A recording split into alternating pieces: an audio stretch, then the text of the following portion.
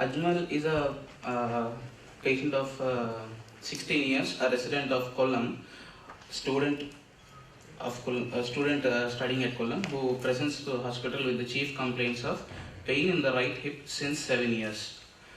The pain was sudden in onset 7 years back. It is progressive, increases with activity and walking and weight bearing and playing, and it decreases with rest. There is no diurnal variation of pain. There is no positional variation of pain. The pain doesn't radiate to his lower limbs. There is no associated fever with the pain. The patient characterizes the pain as deep ache pain in the right hip, which he is not able to further describe.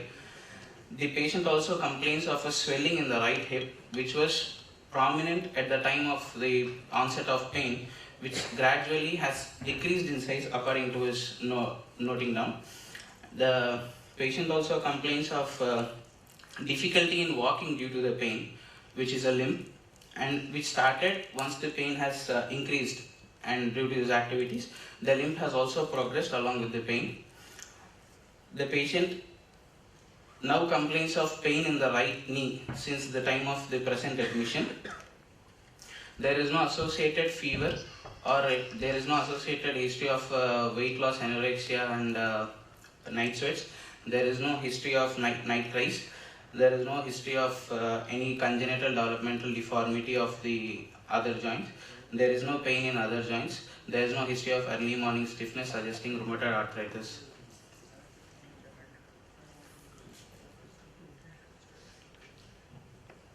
You have finished your present history?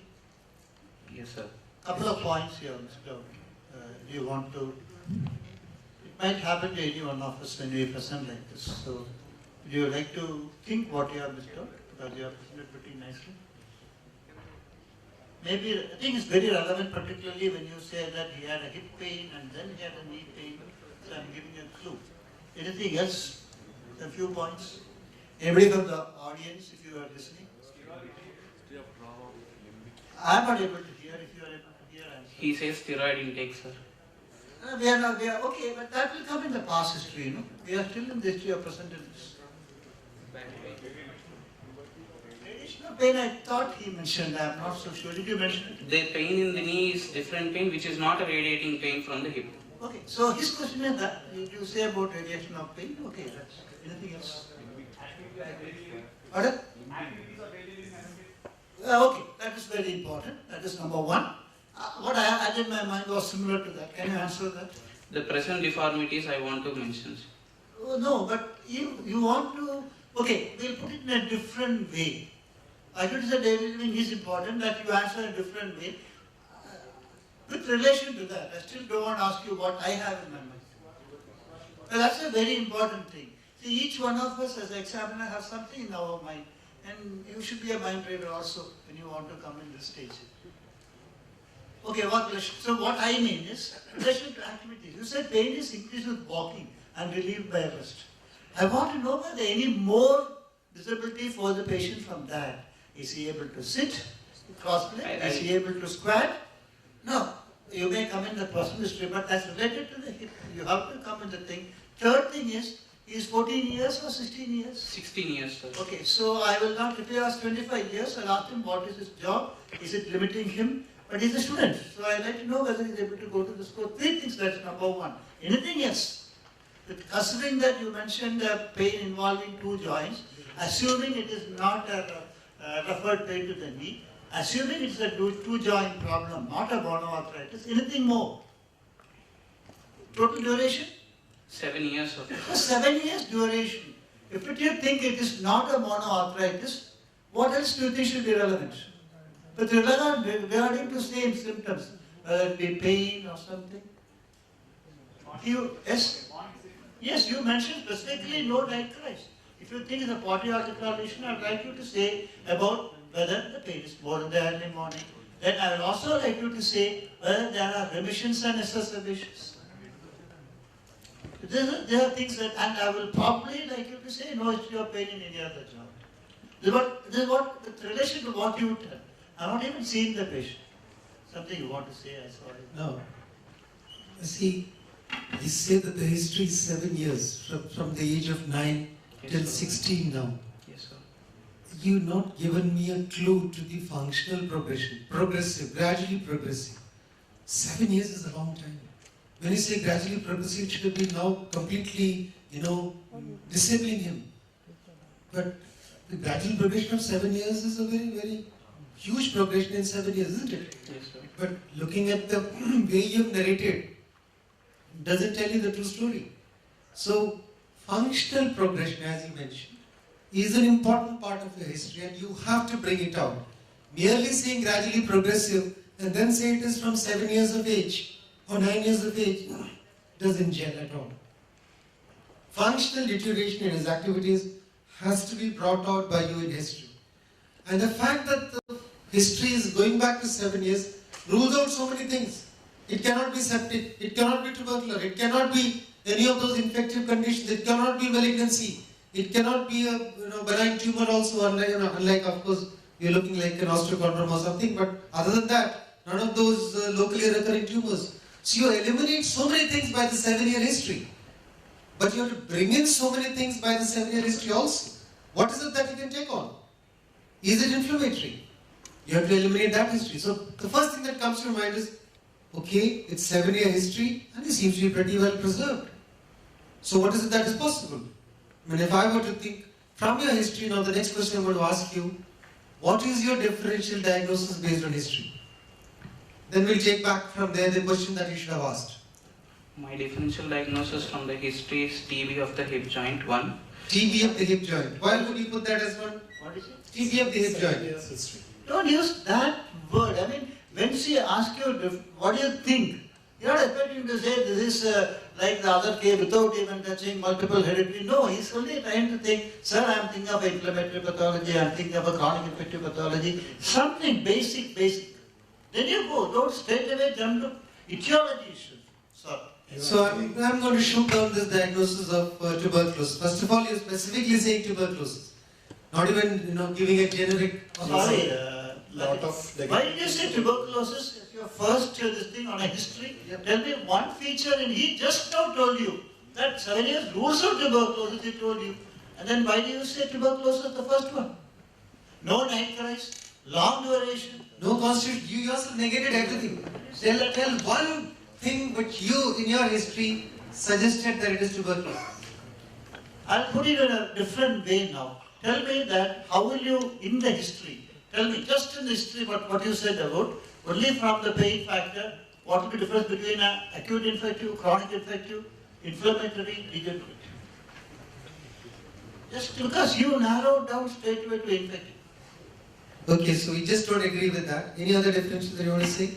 I would like to give a differential of Perthes disease also. Perthes. What prevented you from saying that first? Just told you.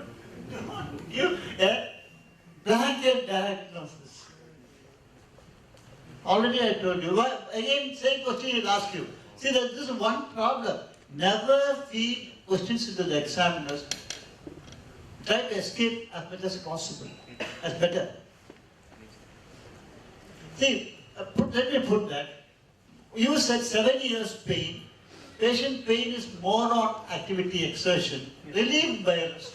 This is what you said. If that is so, that denotes what kind of problem in the joint on a broad scale basis. Anybody from the audience? Is it inflammation? Is it mechanical? It should be mechanical. What will be the kind of pain if it was inflammatory? Even during rest he will have pain, sir. Pardon?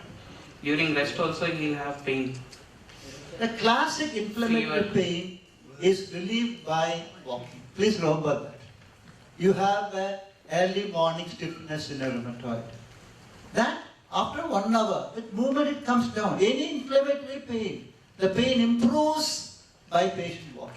A degenerative pain becomes more by walking. That's a classic feature of any inflammatory pain in any joint. Exceptions will be there.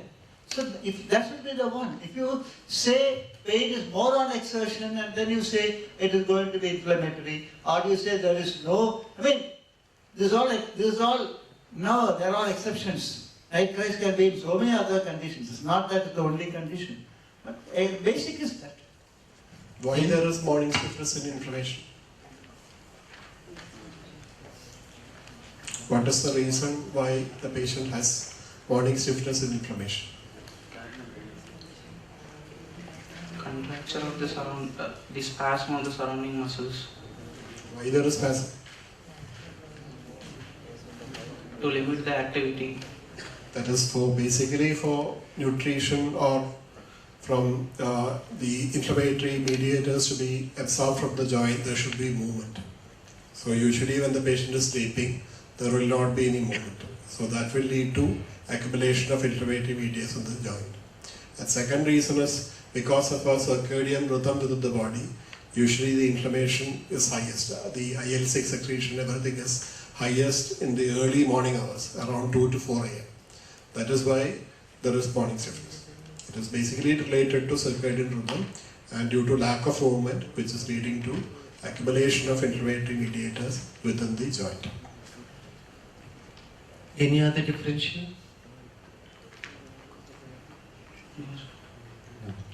This is a trap, actually, because the examiner will keep asking any other, and the candidate will. So I have had in the exam candidates coming out with one inflammatory, then Perthes, then infective, then so it's also possible it's a benign tumor. So all the possible conditions are listed by the candidate in one history presentation it is done. So just don't get into that trap. I just wanted to know, is there any remission observation in the 7 years? No, sir. No, sir. So when you present, you say continuous or intermittent. Intermittent, of course, can be aggravated either or relieved by rest or aggravated by rest. Then you can talk about early morning, you can talk about what do you call, more relieved by walking. All that you can cover. So you divide into that. Third thing I want to know, any history of fever? No. No, sir. Is it? Okay. Basically, you should be having a list of unilateral conditions, uni joint involvement, what all conditions that can lead to.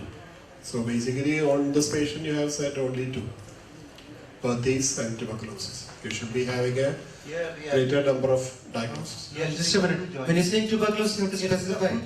Treated tuberculosis, healed tuberculosis, residual tuberculosis, whatever, you have to specify that.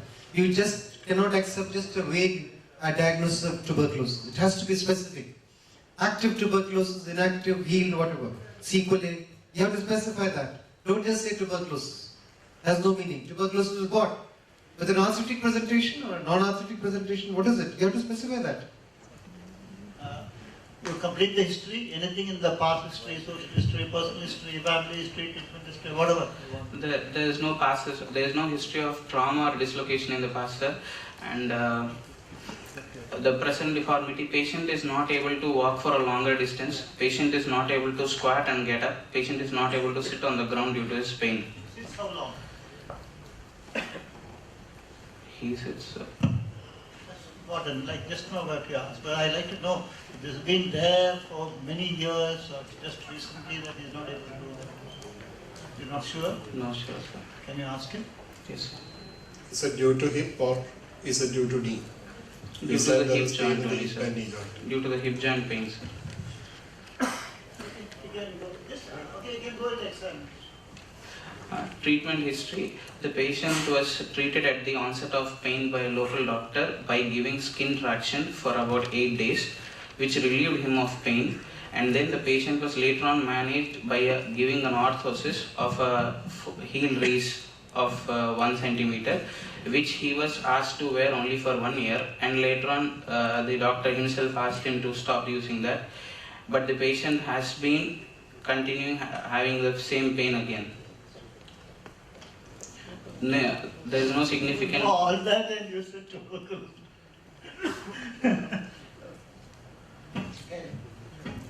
There is no significant family history and personal history. He has no addictions.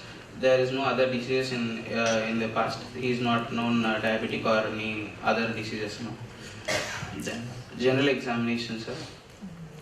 The patient is a thin-built adult with no pallor edema, lymphadenopathy. There is no generalized ligament laxity seen. There is no evidence of any neurocutaneous markers present in this patient. Inspection.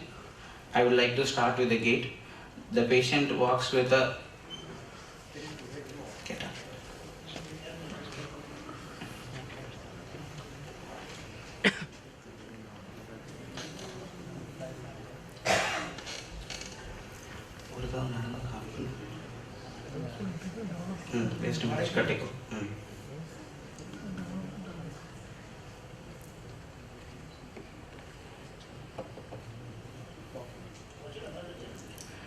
The gait is an antalgic short limb gait of the right side with decreased stance phase on the right side.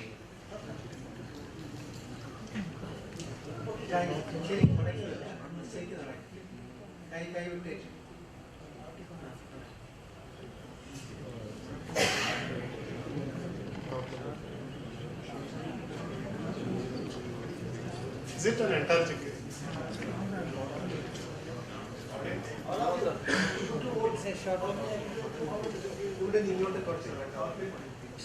Just watch him walk as he's walking towards you.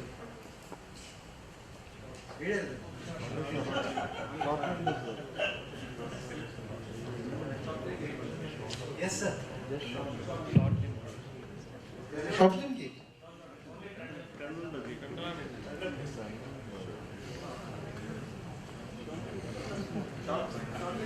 Because it's only the lateral shoulder is dipping, sir.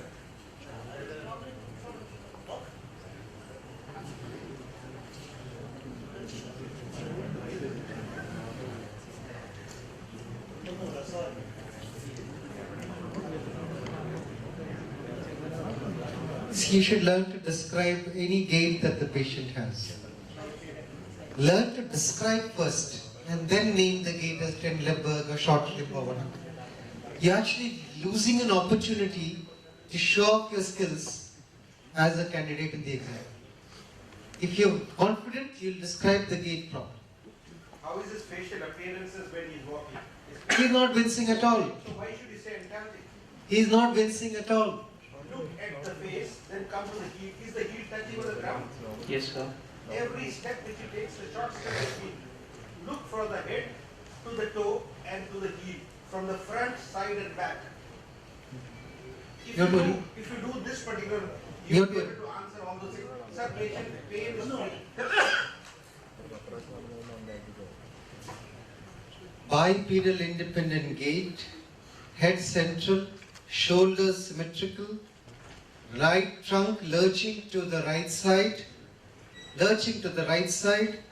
hip, knee movements normal, limb is externally rotated, normal heel to toe progression, stance phase and swing phase are symmetrical.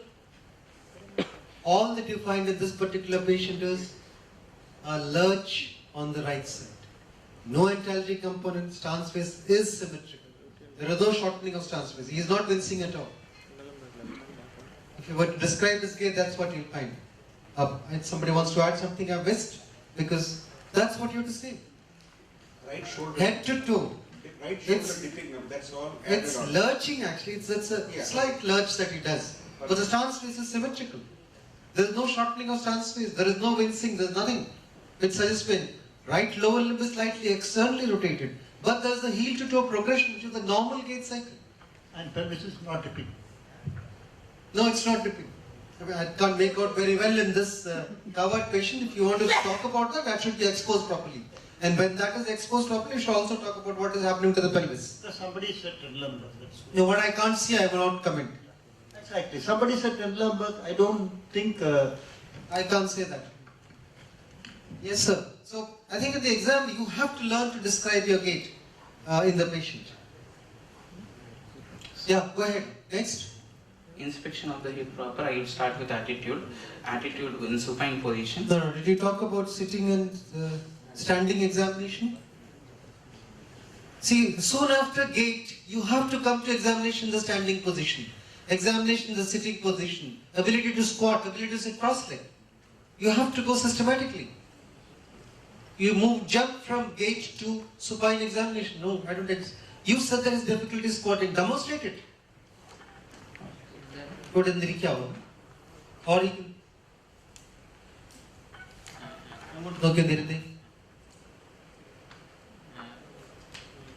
See, he has difficulty squatting. What is the problem? He can't flex fully. He is flexing his knee fully, but he can't flex his hip fully. And the ability to sit cross-legged.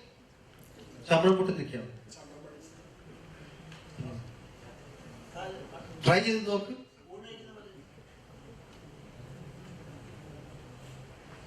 Yeah.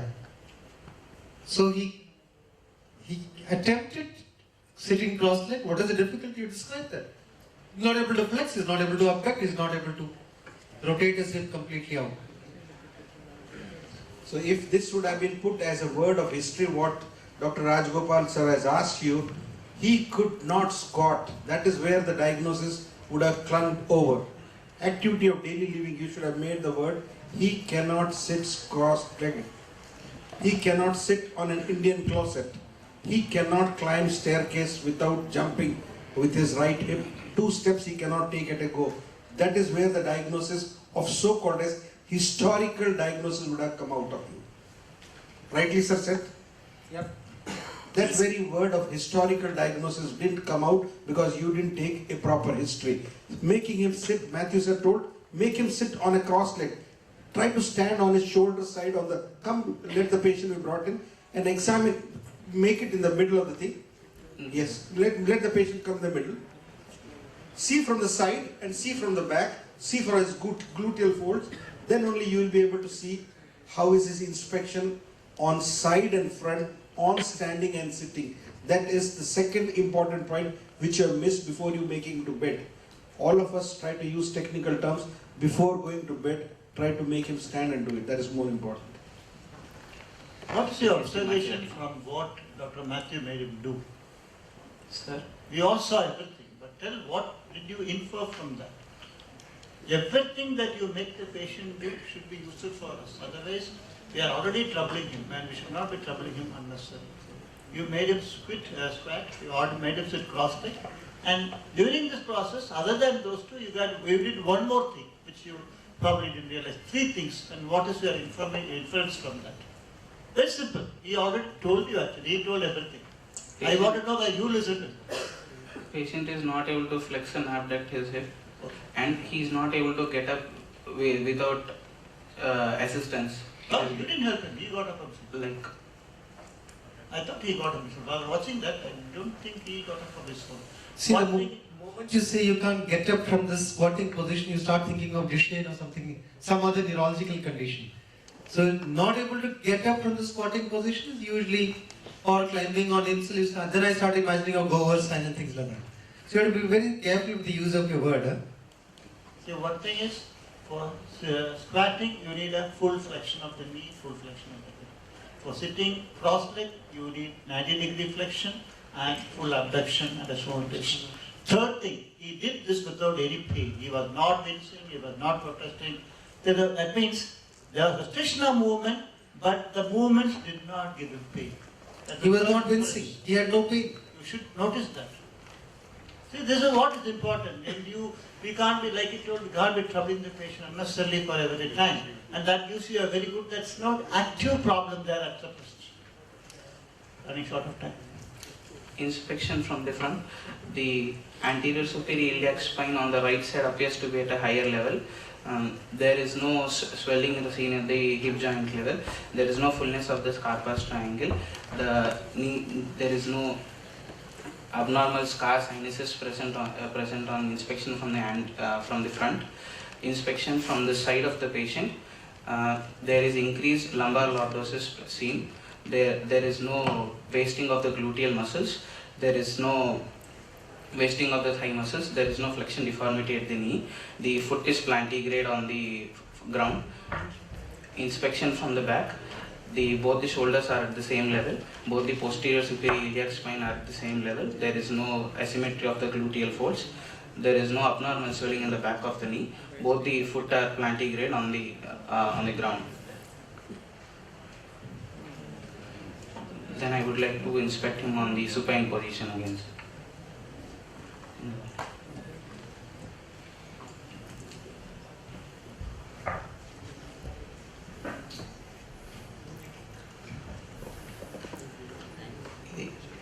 relax.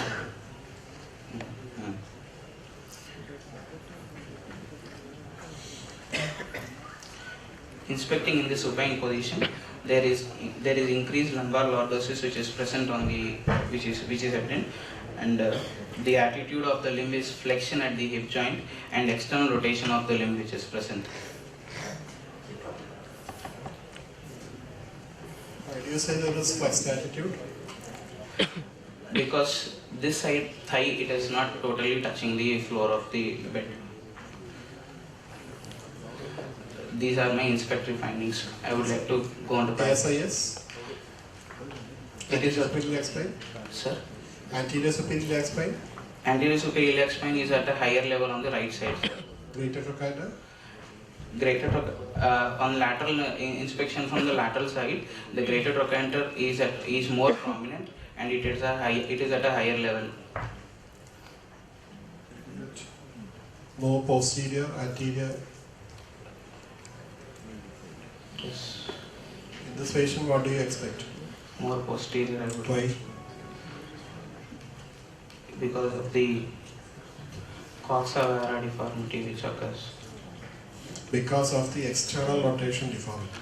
He's having an external rotation of the deformity. lower limb. So whenever it is externally rotated, the greater trochanter will be moving posteriorly.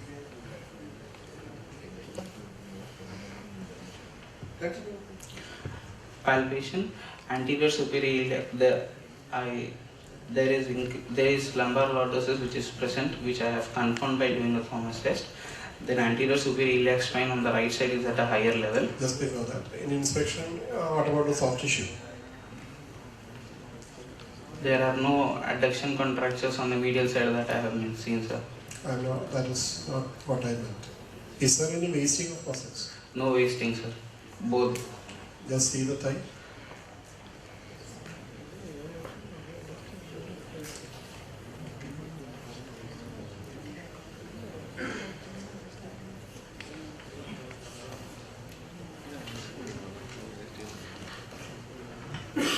You know, history that is 7 years old, to say that there is no wasting at all, it's very difficult to believe. Very difficult. So it seems to be contradictory. Either the history is incorrect or your examination is incorrect. One of the two is incorrect. Because to have a 7-year history with all that he has, to say that there is no wasting seems incredible. So I'll think twice. The next thing, On measuring it is the same. attitude is saying the limb is in external rotation.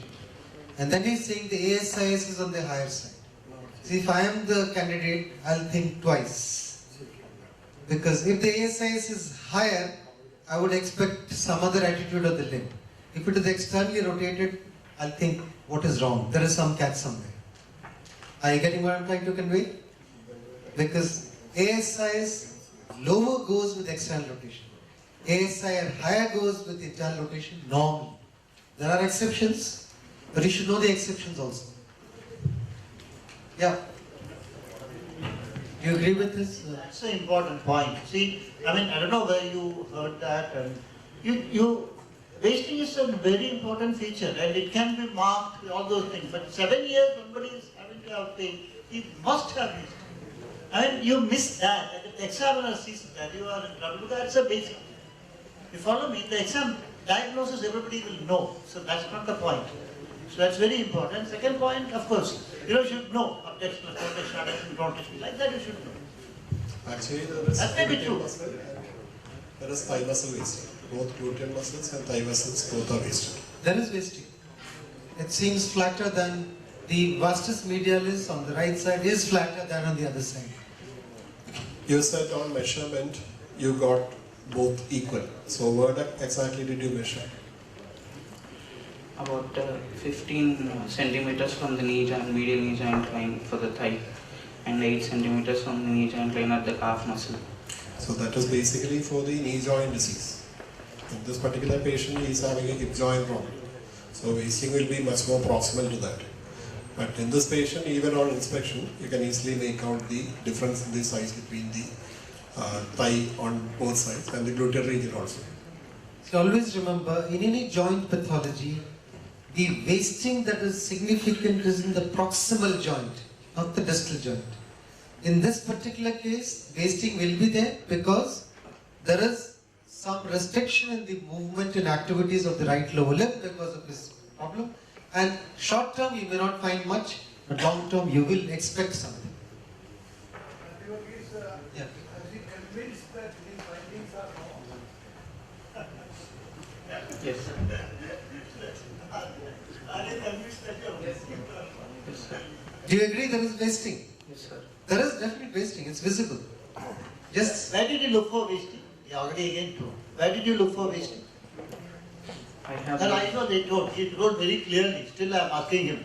Because quite often that particular I'll section- clarify. There's actually, as Dr. Gopalakrishnan sir said, you actually cram things and vomit it out in the exams. And I always say it is vomiting of raised intracranial tension. It's projectile vomiting. This is effortless vomiting. You don't understand what's happening. When you ask why is it, where do you measure? You say 15 centimeter. But why 15 centimeter? Why not 8 centimeter? Why not 4 centimeter? And why not 20 centimeter? Have you ever thought of that? Maximum bulge of what? No. Anyone else? First of all, you have to go beyond the suprapatellar pouch because there could be an effusion in the knee which gives a wrong impression on the degree of wasting. Because if there is wasting with a synovial effusion, you will mistake it for an increase in girth because of the effusion and you will miss a wasting. That's the first part. So your measurement landmark should be beyond the suprapatellar pouch. Can it be 20 centimeter? That's also about the suprapatellar pouch beyond the effusion. Anyone?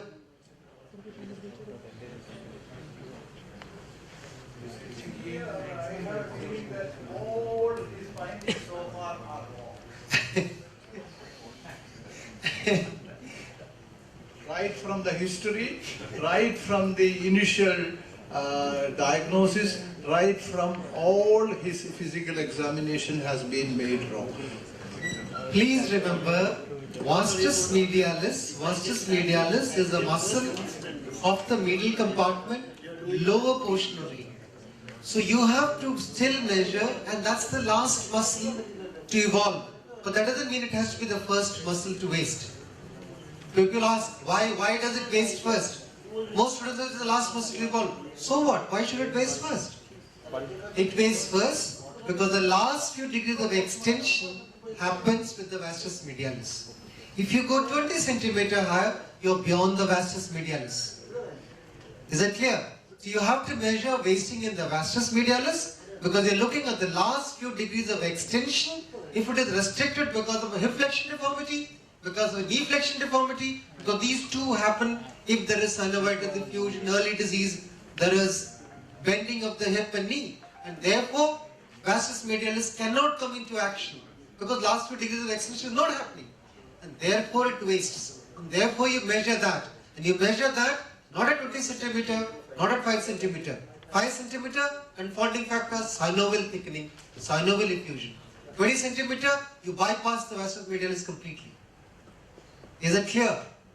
Now you don't have to cram. Why it is 15 centimeter? Huh?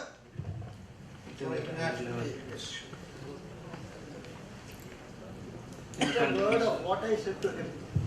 He's doing very well. There's don't worry about what sir said. If I just told him, what I told him is what I am going to tell you. If I were going to stand here, I would have done first grade. So please, at least he has had the courage here to present. It's a learning curve. For all you know, he may be right and I may be wrong, or even Dr. Kisiji may be wrong. This has nothing to do with that. So don't, we're not here to demoralize him in any way. No, we are only trying to explain things, that's all. Palpation, sir. Anterior superior iliac spine on the right side is at a higher level. Any limb length discrepancy or inspection? Any limb length discrepancy or inspection? Yes, sir. Sorry, I forgot. There is apparent shortening of around 2 centimeters on the right side, sir. Right lower limb is shorter by 2 Raja, centimeters. are you convinced about the shortening being 2 centimeter? Raja? Are you convinced? 2 centimeter? not measured, but eyeballing, yes. I think you should use the word 1 finger short, 2 finger short. Don't use centimeters. These are something which you will fought for your. Better to omit certain technical words in inspection. 2 finger short or 1 finger short of mine. What is it? Quantify 1 centimeter. See, when you're talking about inspection and palpation, in inspection you say that the right middle malleolus is at a high level, right patella is at a high level. On palpation it is confirmed that the ASIS is higher, patella is higher, middle malleolus is higher. So you have to confirm, because sometimes it is an attitude. You move the limb a little bit, sometimes it comes normal. You may have kept it like that because of comfort, because of spasm. There may be no deformity as such. So you have to double check that. So your statement has to be very, very sequential. It is confirmed that ASIS is higher, it is confirmed that the right middle is higher. The measurement of 2 centimeter will come later on. That is part of measurement. You systematically go, look, feel, move and measure. Measurement is last. And wasting is gross. Wasting, there's no doubt about it. I mean, if it is 7 years, that has to be wasting. It is there. I Whatever. am also wrong. I should have exposed the gluteal area and examined. There's no question of me saying that's how we will try. But gluteal is another area where you should look for wasting. There is no. There's 28 minutes now. There is no tenderness in the scarpus triangle. The anterior joint line is not tender. The vascular sign of Marat, femoral pulse is palpable and equally felt on both the sides. The other bony When you say scarpus triangle, be prepared with what are the boundaries of scarpus triangle. Huh? If you don't know that, be careful what you're saying. So don't go to the hip examination case without knowing boundaries of scarpus triangle. I'm not going to repeat it here, but I think all of you should go back and read the scarpus triangle before you go to the exam. Because you say scarpus triangle, and invariably the boundaries are wrongly described. Anterior joint line, posterior joint line should be narrated by you. On palpating on the lateral aspect, the greater trochanter is broad and thickened, but it is not tender, and it is high, proximally situated on comparison with the left side. When you say broadened and thickened, what do you mean by that?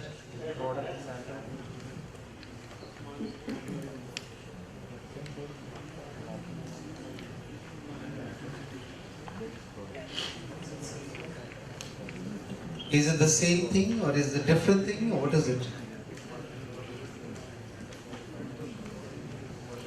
Can you tell us what did you feel to say that it is broadened and thickened? What made you say it is broadened and thickened? Explain. It is more in dimension, like Sorry? the dimensions of it is more Dimensions. What dimension? Anteroposterior posterior and or mediolateral? What is it that is more?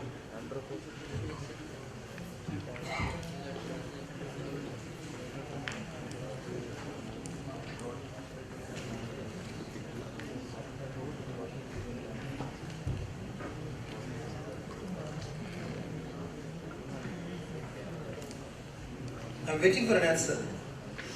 Don't look at me what I'm doing. in the longitudinal and in the transverse aspect, it is wider than in both the planes of in the length and in the breadth. It is more than that on the other Length and side. breadth is more. Again, you're contradicting yourself. There is a shortening, and how do you expect the length of it to be more?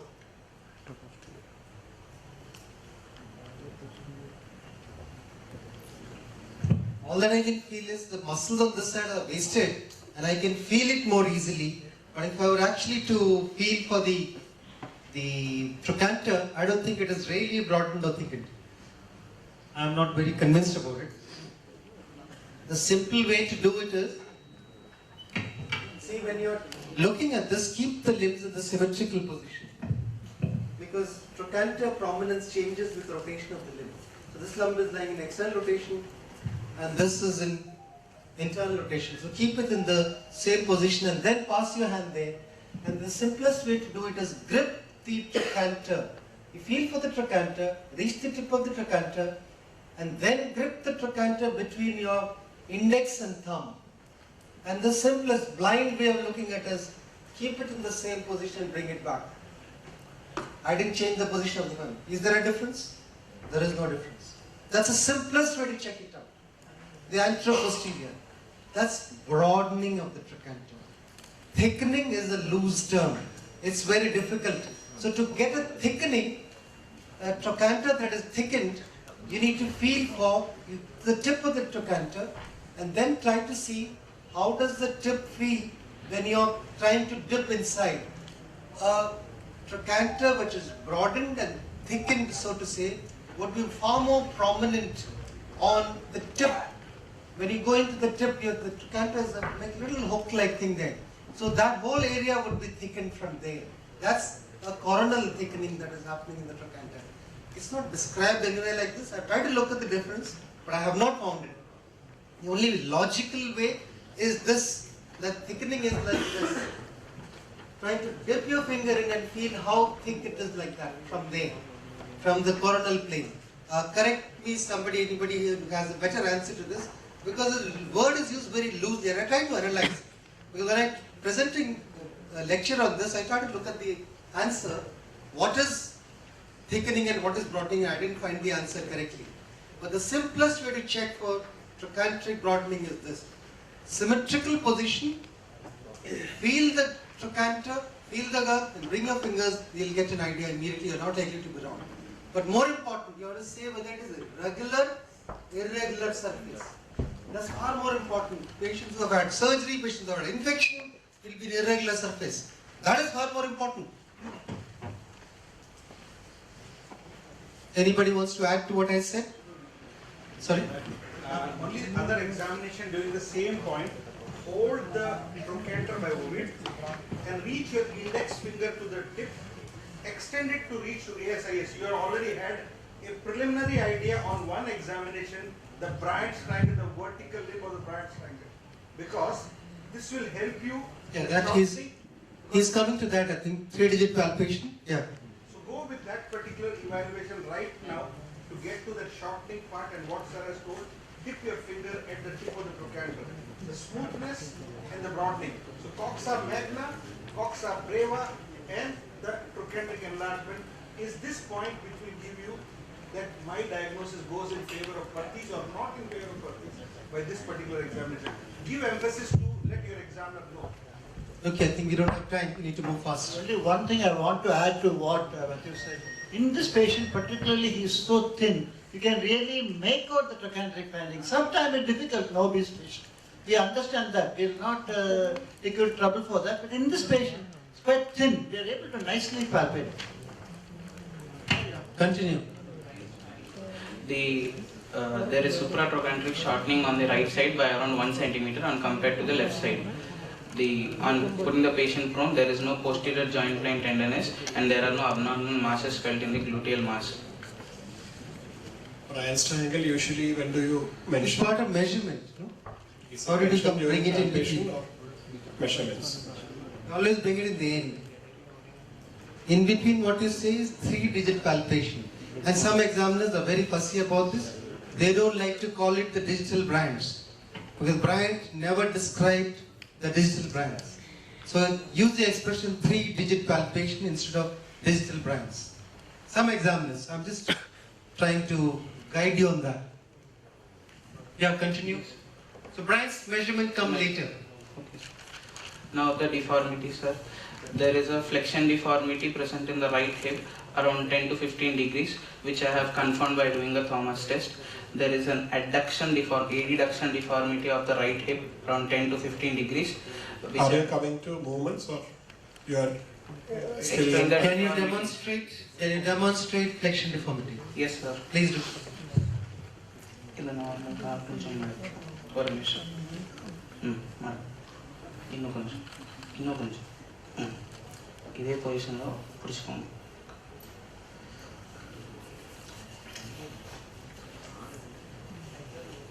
కొంచెం loose இப்போ పుడుచుకోండి ఇదే position. This is the deformity. Anybody in the audience, any change with what he's doing?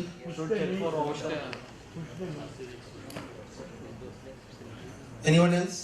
So one suggestion is that he should have pushed it down. Why should he push it down? Overcorrection may have happened if there's a free range of flexion possible. Okay, so that's there. Okay, what else? Free range is eliminated, overcorrection is eliminated. Anything else that is doing wrong? Is the other hip normal? Normal, sir. Normal, sir. Is it flexed to? Is it flexed fully? Now he has Left hip. released it a little. Is reduced. Anybody else? Anything else which is a catch here? Yeah. The hip, if it is possible to be brought to neutral, it should make it neutral, because otherwise it will apparently make the flexion appear less. So if you were to go back, did he have an external rotation deformity? Yes, he has, sir. He has. Yes, sir. So you flex the normal hip onto the abdomen, keeping your hand underneath. Keeping your hand underneath there, and then see if you can see that. It looks as if it is less. He said 10 to 15 degrees. Does it look 10 to 15 degrees? No, it looks like 5 degrees. Actually, you have to hold it like this and see. And then push it down to eliminate the extra thing that you may have done. Okay? So, see that? It's less. See that? Now you can measure it properly. When it is going out like that, you can't measure it properly. So, if it's like this, you can measure it properly. Bring it down. Now you know there is clearly about 10-15 degrees of flex. So where do you keep your goniometer? One along the, where is the apex of the goniometer? At the tip of the trochanter, because that corresponds to the center of the femoral head. The goniometer has to be parallel to the bed. Not because the moment you keep it at the tip, you can't bring it down because you measure a false higher angle otherwise. Okay?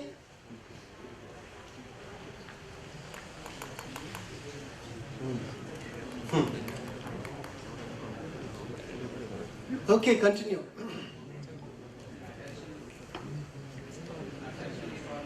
10 to 15 degrees present on the right side, sir. Is there any adduction movement possible? Yeah. I'll come to the movements. Yes, sir. No. My question is simple. You said there is an adduction deformity. Is No, there it any is not a abduction fixed possible? adduction deformity, sir. No, his question you only say yes, sir. Yes, sir. There is movement of adduction still possible, sir. See that's the contradiction. If you have adduction deformity, you cannot have abduction possible. Sorry? Yeah. He doesn't have a fixed. So I thought he's saying he's got a fixed adduction deformity. No, sir. He doesn't have fixed adduction? No, sir. Okay. Attitude. It's an attitude. Yes, sir. So I thought you confirmed on palpation that there is an A size is higher. Yes, sir. I am explaining about the deformities. On Okay. squaring the pelvis, there is an adduction deformity which is present. It is about 15 to 20 degrees, sir. Is it 15 or is it 10? Is it a Sir, fixed 10. adduction or a... See, basically, I don't know, correct me again if you are wrong. When orthopedics we say deformity is a fixed deformity. If you think there is no, if adduction and abduction is both possible, for me, both adduction and abduction is possible in this patient. Once you say that there is a deformity, that means Opposite movement should not be there. not present. You don't have to use the Otherwise, word it's an adduction attitude. My question was a trap. He said adduction deformity. I asked him, is there any abduction deformity? He said yes. Abduction movement. Any abduction movement? He should answer. Automatic answer is you cannot abduct if there is an adduction deformity, and you cannot adduct if there is an abduction deformity. He said adduction deformity. That's what I mean. Either way, he did not mean a deformity, he meant an attitude. When you just say, No, he mean, is there an adduction deformity? Is there any I am abduction? wrong. Is there any abduction? Yes, sir. There is. Abduction. no, wait a minute. Wait a minute. Is there a fixed adduction deformity? Yes or No, no? sir. No, sir. Because there is abduction, there is adduction. The moment I got it for a jog of adduction, maybe 10 degrees of adduction, AD adduction, I got roughly 20 to 30 degrees, I don't know, 30 degrees of abduction. This is the finding I got. There is no fixed deformity. I will just present, sir, that if there is a flexion deformity, there is a flexion deformity. You don't have to say fixed, it is understood. And there is no adduction abduction deformity if you ask. And further movement is possible, you answer whatever he asks. I just want to The clarify. reason I asked that question from him was because there is free abduction possible. And if free abduction is possible, there is no question of having an adduction deformity.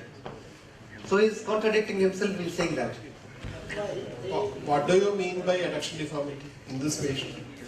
Because the anterior superior iliac spine is at a higher level. And So that can be because of so many reasons. And ASIS can be higher because of suprapelvic causes, because of pelvic causes, because of infrapelvic causes. So there are 3 different categories which can cause an ASIS to go higher. It doesn't have to be a deformity. and squaring. if there is an adduction deformity, what will be the finding when you look for abduction and adduction? If suppose the patient is having a 20-degree adduction deformity, what will be the range of abduction and what will be the range of adduction? If there is a 20-degree adduction deformity, anterior superior iliac spine will be at a higher level on that side, and further by squaring the pelvis and putting the limb on 20-degree adduction on by doing the same, we'll square the pelvis and the limbs will be in. How do you square the pelvis? If it is an adduction adduction deformity, 20-degree adduction deformity. I'll put it in 20-degree adduction. Then how do you look for abduction? You have squared the pelvis, patient is having a fixed adduction deformity of 20 degrees. How do you look for abduction? From that corrected position, I have to abduct the limb until the ASIS is moving. If the ASIS starts So in moving, this particular patient, you are saying there is a 10 to 15 degree adduction deformity. Adduction deformity. yes sir. So what I am asking is there any abduction? Free abduction, is it possible? Yes? Yes sir. It is possible. I am. So how can you call this a fixed deformity? If there is abduction, It how is can you not a call fixed this? adduction deformity, sir. It is So an. he is clarifying it's not a fixed adduction. Free abduction is possible. Yes sir. Then you should not be using the word Deformity. deformity. You should be using the word. Convince me that is an external rotation deformity. So he is accepting no adduction deformity, only attitude. So you understood the issue here? Okay. You cannot use Can you the word demonstrate adduction an deformity. external rotation deformity? Yes You sir. said there is an external rotation deformity, Yes, not sir. attitude. Is it Yes. that we are all meant to confuse you, or is it clear? Is there any? I hope it's clear. Don't use the word deformity unless it is fixed. Anything, any objection to that from the faculty? No. Fine. Don't use the word fixed. He said, now he's saying an external rotation deformity. It's a fixed deformity, demonstrate.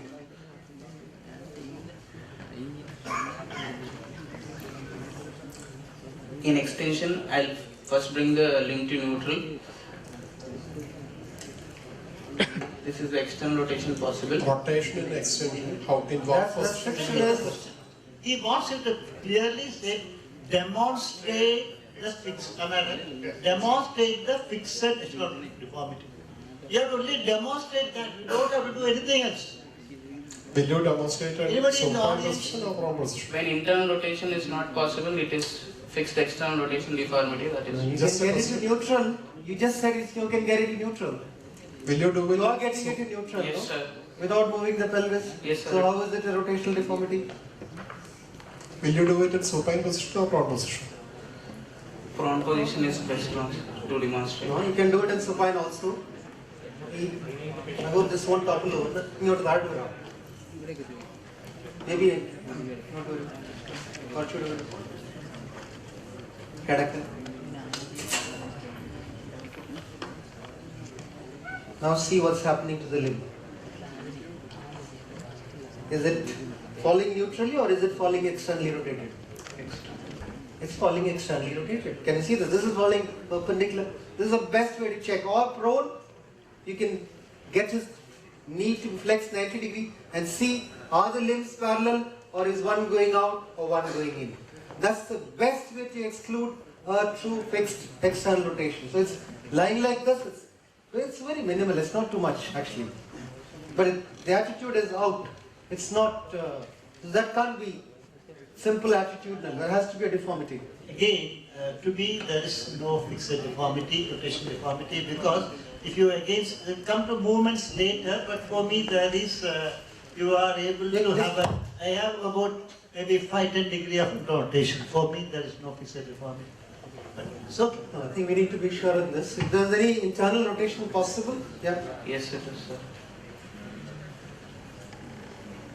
Again, see this is moving away. Pelvis is moving. Yeah. It's not moving. It's moving. Pelvis is moving. The moment I try to internally rotate, pelvis immediately moves. You can see that. I think there is a small amount of external rotation. Yeah, hip inflection will be a differential rotation. There it's possible. No, that's a differential rotation is possible. The moment you flex the hip to 90 degree or to whatever extent is possible, that's a different segment of the head that is coming into articulation. It may allow rotation internal and external. So that actually confirms my diagnosis.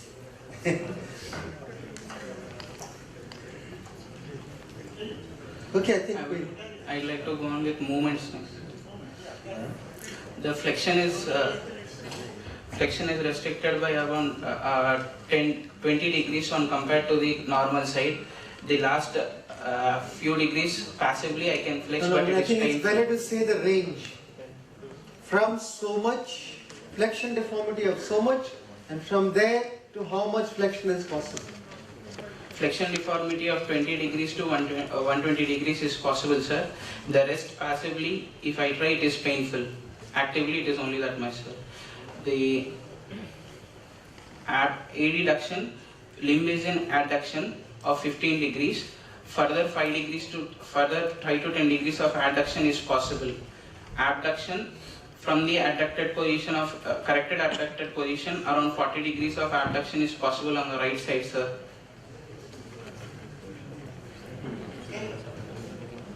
That is only the mistake I have done.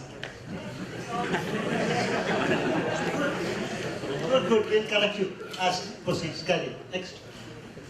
Then internal rotation, external rotation in extension, around 40 degrees of external rotation is possible, and in flexion, 60 degrees of external rotation is possible, seen on the right side, sir. The left side, it is the same in flexion and extension, external rotation. And internal rotation is painful and restricted to around 5 to 10 degrees only on the right side, sir. In the left side, it is normal. It is 45 degrees of internal rotation is present on the right side, sir, on the left side. And there is more abduction present on flexion of the hips than on the extensions. Measurements. You want to mention, you have mentioned at this case is very relevant. You have mentioned about, in fact you said only 20 degrees of flexion is limited, means you have got more than 90 degrees of flexion. At that stage, when you are examining the movement, do you want to add anything else in your finding? Don't tell me about the range of movement, that is agreed in the next. Say I got 110 degrees of flexion for me, 10 to 110 or 0 to 100, whatever it is. That you got 100 range of flexion. Do you want to comment? Anybody else? Axis deviation. Axis deviation. Okay, you want to talk about axis deviation, number one, what is? Not associated with any spasm of hamstring. Yeah, I think that's very important for me. We will say in the late stage another test is different. It is not associated, by asking him, I am looking at him, not associated with pain or Crepitus. spasm. If there is axis deviation, yes. If it is not, no. If it is an elderly patient, if there is crepitus, fine. If it is not there, no. That also you must look for it and tell it in a relevant case. So once you finish movements, you just say that all movements are painless except for the last few degrees or whatever. So that's important to drive home because you're actually excluding an arthritic condition. Last terminal range of movements of all the movements are painful in this patient on the right affected side, sir. Measurements, branch strength, the there is apparent shortening of around 2 centimeters and true shortening of 1 centimeters on squaring the pelvis, sir. Apparent shortening, is it measured after squaring or before squaring? Apparent shortening without squaring was 2 centimeters, sir. On squaring, I could get 1 to 1.5 of shortening presence. You don't So have if time. it is done, if it is Sorry to done, stop you, but we're not going to spend time on that. But when you present, you do all your this thing in your mind before. If there is no fixed adduction deformity, or abduction deformity, there should not be any difference between your or if there's- Apparent and true. If there is no other thing like fixed adduction deformity, here knee joint is also painful. If there is nothing in the knee, your true and apparent should be same. You can't say no fixed deformity and say that. Okay, we leave it for the time. It's only 4 minutes now. Carry on. And there is shortening of 1 centimeter on the base of Bryan's triangle on the right side when compared to the left side, sir. Okay. The girth which I have measured was wrong and it was equal. Girth of the muscle. Okay. And there is no distal neurovascular deficit, there is no inguinal lymphadenopathy. The other side hip joint and the SI joints and the spine are normal on examination, sir. You completely left out what all Dr. Gopinath Special test. Such a time we tell you yesterday so explicitly, beautifully. Everything we are discussing you told. Special test completely you forgot. Is it? Or I have No, he didn't tell any of the special tests. special test. The increased rotation, external rotation, abduction which is present No, on no. flexion. Special tests or special tests?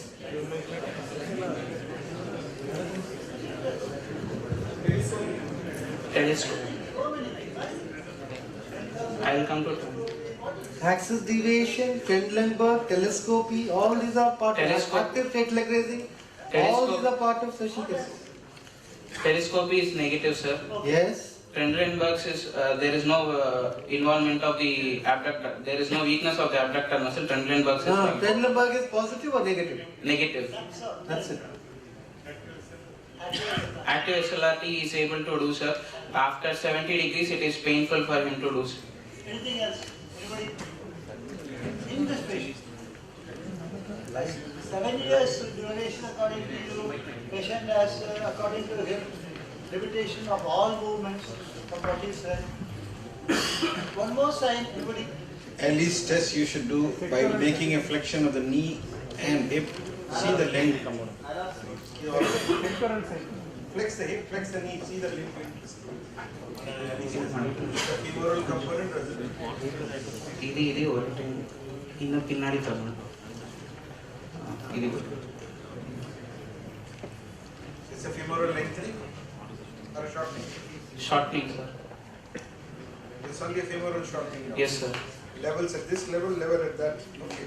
Yes, sir. You should have demonstrated it. That's what they were asking. What is the special test we are asking for? I will add one more test because a 7 years duration, 2 joints involved. I want to rule out inflammatory lesion or infective lesion versus a mechanical or a degenerative. So I'll add a Guine's, which is relevant for me. If there is a Sign was not positive, sir. Yeah, that's what I would like to add, and there are of course many more. Only 1 minute, carry. what is the diagnosis? My diagnosis is Coxa-Vara of right hip, sir. Why do you say it is Coxa-Vara? There is upriding of trochanter on the right side and there is shortening of base of the branch triangle and there is prominence of the greater trochanter What is the cause of Coxa-Vara? and the cause of Coxa-Vara is Perthes disease in this patient on the right side. What is the evidence to clinical test or clinical findings that is to say that this is probably a Perthes disease? There is differential, there is more abduction present on flexing the hip rather than on, when comparing it to the extension and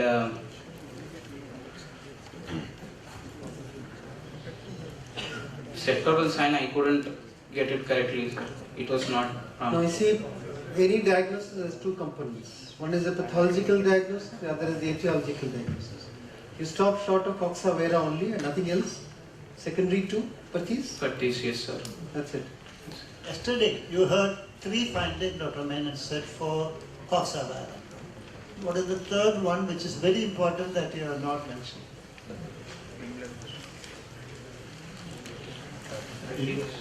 What about the movements? Which movements do you think should be limited to say that is Flexion and abduction should be limited. Flexion.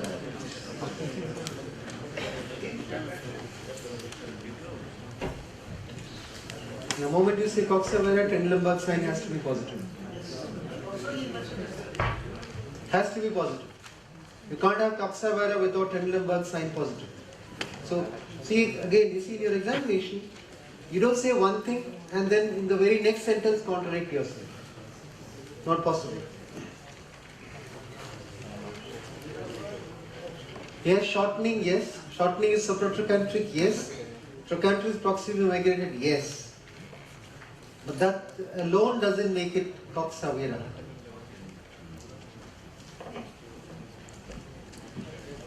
I think timeout is there. We need to. Any other diagnosis we have? Dr. K.C. Gopalakrishnan wants to say something? Right from the beginning you were asked what is your diagnosis.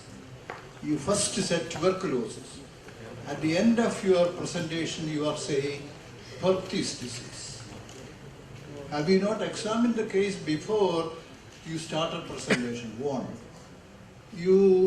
I wanted to ask you, you have been said lot of time about ASI being high level. Why is it high if there is no fixed adduction deformity? And why do you say, of course Perthes disease can produce coxa vara, and what finding is there to say Perthes disease other than coxa vara? And Matthew Varghese was saying, if there is a coxa vara of significant degree, there will be a positive tender development. And last thing, you said coxa vara, this is a deformity only, not a diagnosis. I'd like to know if it is a congenital or a developmental coxa vara. Lack of in your presentation, lack of clarity over your adduction. Take it from all of us. You say it is adduction. Fixed adduction. Fixed adduction. You can't have it. If there is actually abduction, take it from that point, which is a postural deformity. It is not to be mentioned. So hold the mic to your close. So I hope the message is clear to all of you. Be very clear on avoiding contradictory findings. ASI is higher and no deformity. So what will you do now? To see the X-rays. X-rays. No, in the exam when this question comes, you have to spell out what X-ray. AP pelvis and lateral view of the right hip, I would like to see.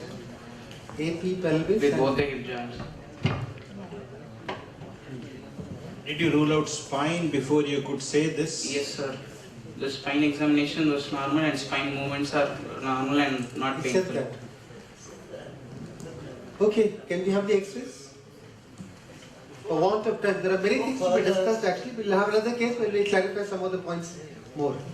The only reason we are not discussing further about this pathological anatomical diagnosis because of time factor. Otherwise, that's not complete. X-rays, please.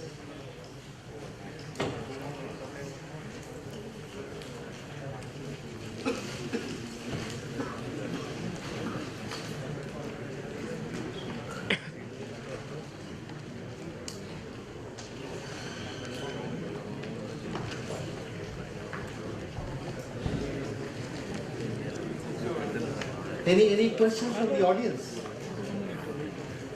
Please don't sleep off in the back. Yeah. Sir, while mentioning attitude, should we mention supine and all? Sorry? Mentioning attitude, you say attitude in supine position, attitude in lying down position. That's what you mean? Yes, sir, because attitude is in position of ease. So suppose the patient is having a pain in the hip, the patient is preferred lying down position, should I mention it? See, attitude is what you observe. For example, like you said, hip now, it all depends. If I am going to talk about history, I am not going to talk about attitude in lying down position, isn't it? So it's a question of the position. If your patient is sitting also, you can make out a deformity in the hip. Let me say he's keeping it all the time. In attitude, when you say inspection, it may be fixed, it may not be fixed. That's what Dr. Kopashan asked. It can be postural. If I want to sit like that with a scoliosis, doesn't mean I have a scoliosis. It could be attitude. So that's why we are not using the word a fixed word. Now we don't use the word deformity. So when you look at the patient, for example, now if they've got a shortening and that is producing, if a person with a limb shortening, how will he stand? He has to naturally bring the pelvis down to, he'll have a identified at a lower level. So you can definitely talk about attitude in supine position, lying down position, sitting position. If you ask my answer, I don't want all that. You give your findings. But it all depends on the examiner. Matthew might want it in all the positions. It all depends. I'll tell you what I want. There are attitudinal postures that change. Say for example, on standing patient has scoliosis and lordosis. On sitting, the scoliosis disappears and the scoliosis disappears. So I would like to say there is scoliosis with convexity to the right side with exaggerated lumbar lordosis on standing position. On sitting, the scoliosis disappears, lordosis disappears. On lying down, ASIS is lower or whatever position you describe that. You don't keep repeating the same thing, it's lower, lower, lower every time. Supine it is lower, wasting is there in prone position, resting is there in, so don't keep repeating. Your description has to go like a story. I don't want to repeat the same description of somebody in the same novel at 10 dark pages down, again the same description is going on. You don't want that. Seamless, good storytelling. I think your question is that, this is what I also understood, like you do, are you meaning that you must make the patient stand and describe, lie down, is that what you want, or give a summary of findings? Repeat only what changes. That's all. You don't have to... Actually, attitude means what? Is it position of ease or just... Sorry, I didn't hear. Attitude means, as the patient is lying or sitting, what is the posture of the limb? That's it. It has no other connotation. It's a simple English language description. It's not a medical description. Attitude is usually mentioned in the supine position. And usually patients adopt that as position of ease. In this particular patient, the ASIS he mentioned is at a higher level, when the patient is lying down. But if you think carefully, when this patient is standing, because he has shortening, the ASIS has to be at a lower level. He doesn't have a deformity. Sir, I had a bad experience, that's why. While doing de-ortho examination, I explained in supine and standing position. And one of the examiner told that the patient is having pain, why you make the patient stand, and the attitude means position of ease. You mentioned in supine position only, that's why. That is what I said. Ideally, it is mentioned only in the supine position. In this particular patient itself, it is, he said ASIS at a higher level. And because of shortening, when the patient is standing, it will be at a lower level. So if you don't know the difference, you will be giving a wrong finding. That is why I said better mention only in the supine position. I don't know, that's the answer. I don't know the particular thing, but if anything is painful to the patient, don't mention. And if you do something that is painful to the patient, I will not definitely agree. Because at no stage we have any right to give him pain to elicit a finding in the examination or otherwise. So if it is painful for him, whatever it is, definitely I will object as the examiner because we should not give him pain. That is true. I don't know whether that was the answer what the examiner expected. The X-ray? X-ray focus. This is an X-ray of AP pelvis of with both the hip joints of a skeletally immature patient.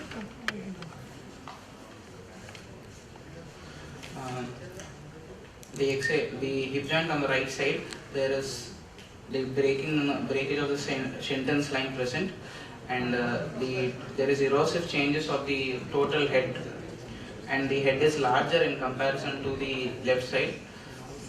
There are erosive changes present in the acetabulum also. There is broadening at the metaphyseal level.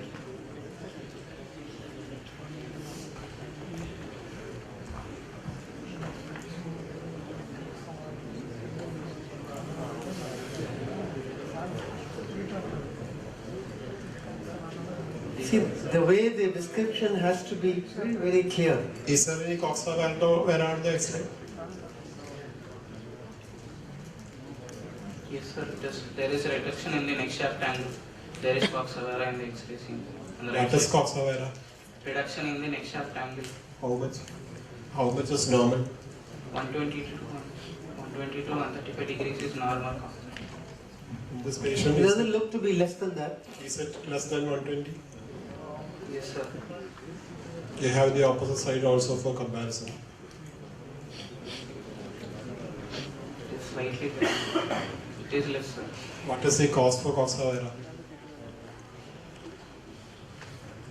Why there is coxa You have a vara? goniometer? Anyone has a goniometer?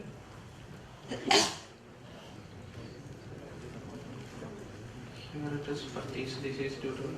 Why do you say it is prosthesis?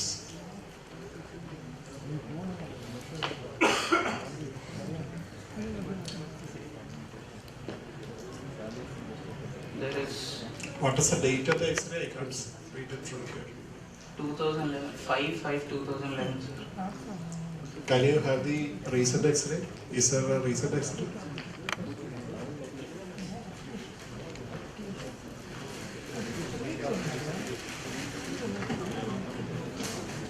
I think Hitesh is here. He should take over now. It's his domain completely.